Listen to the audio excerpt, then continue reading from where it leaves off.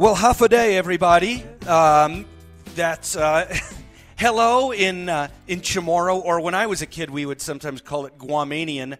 When I lived on Guam, when I was a little kid, my dad was in the Navy, and we were stationed on Guam. And what a wonderful place to live, especially as a kid, just no shoes and in the water all the time. And gosh, I am just so pleased to have joining me right here at the Western Governors Association annual meeting, Governor Leon Guerrero of Guam. Thanks so much for being here. I wasn't sure we'd be able to work it out, and I don't know if you knew that I lived on Guam, which is why I've been jumping up and down trying to get you to come sit with me this morning. No, I didn't know, but just thank you so much for inviting me, and to your listeners, a very warm hafa-day, which means hello in our language. So hafa-day. My dad says that we lived in Barragata Heights. Yes. On a street that is now called Chapel Street, but was something else back then. And my dad's going to Guam in January.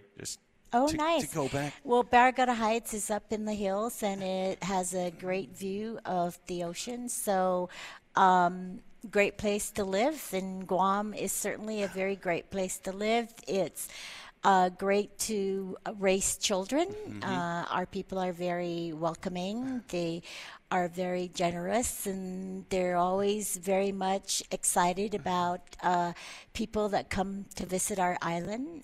We live in a very multicultural and very diverse environment. We have populations of Japanese, Koreans, Chinese, Filipinos, of course, Vietnamese, of course, because we were one of the places that after the Vietnam War that people came to. It's like a staging, and it's a place where they can either stay on or move on to other places. So, and so we were there a long time ago. We were there in the early 70s. Oh, okay. And especially I remember. I wasn't born then. That's right, before you were born.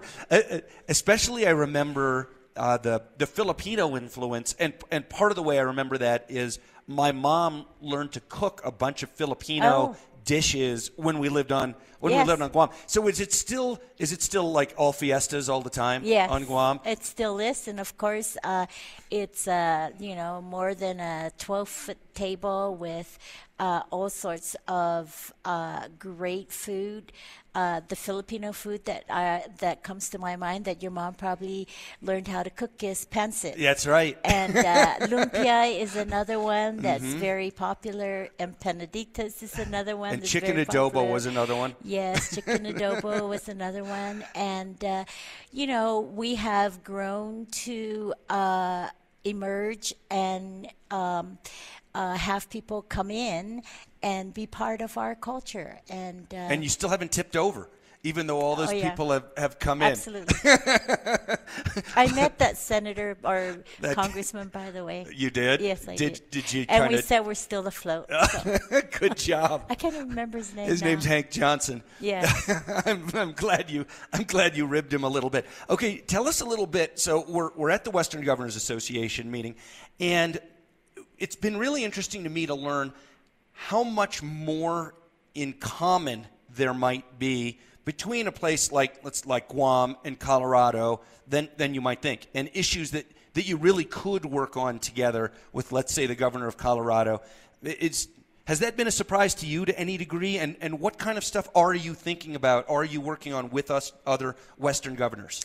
I think the challenges are basically similar. Not all of them are. For example, invasive species. The species that may be invasive to Colorado is not the species that's invasive to Guam, but the solutions and the processes of trying to eliminate them or prevent them from expanding is basically almost the same. And it doesn't surprise me because Guam is a U.S. territory under the same rules and laws of the United States. Although we are not a state and we don't have a strong voice like the states do. We don't vote for the president, we're actually under the DOI, a lot of federal laws that apply to us.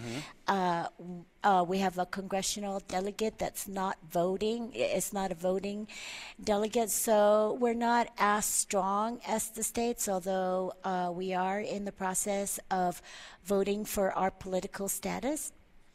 So, for me and for our island, this Western Governors Association is really a great resource for us.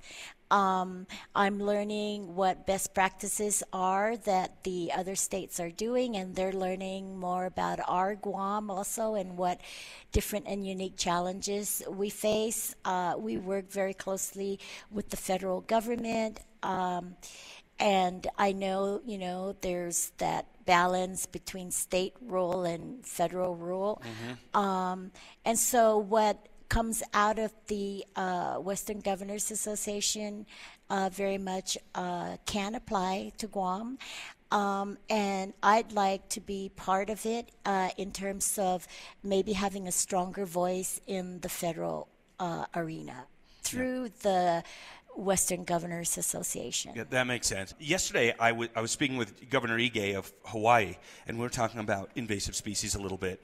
And now apparently he's got some snakes coming from Guam. Oh my gosh! And when I was, we didn't mean to send them that way. It came to us too. It's not indigenous to Guam, exactly. Of course. But so invasive species. So that's what I was going to say, though. So when I was a kid, these brown snakes, I guess, they weren't on Guam in any big numbers when I was a kid. So just what are you doing to how can you try to deal with these snakes? Yeah, well, we're working with the Department of Agriculture, and our Department of Agriculture Forestry Division, of course, is working very closely with the federal.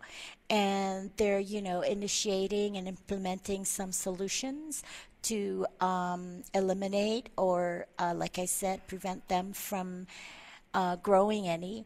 And so one solution they've done is taking dead mice and putting Tylenol in it and dropping them throughout the dense forest so that when the snakes eat them, they die because Tylenol, for some reason, acetaminophen in the Tylenol kills them. That's fascinating. But and yet it won't harm a human. Right. And it's a very expensive course of action. And I know they're working with other solutions that may be less costly. But it is on the radar of our island and also with the federal government and the invasive species policy. But I left Guam and came back, and I've been back for now over 39 years, almost 40 years, and I've only seen really 2 in that lifetime. Okay. So it's not what some media portrayed as hanging off the trees and crawling snakes across, on the plane. Yes, snakes. And our borders are very very focused on making sure. So I've got about maybe 30 seconds left, and my special guest is Governor Leon Garcia of Guam.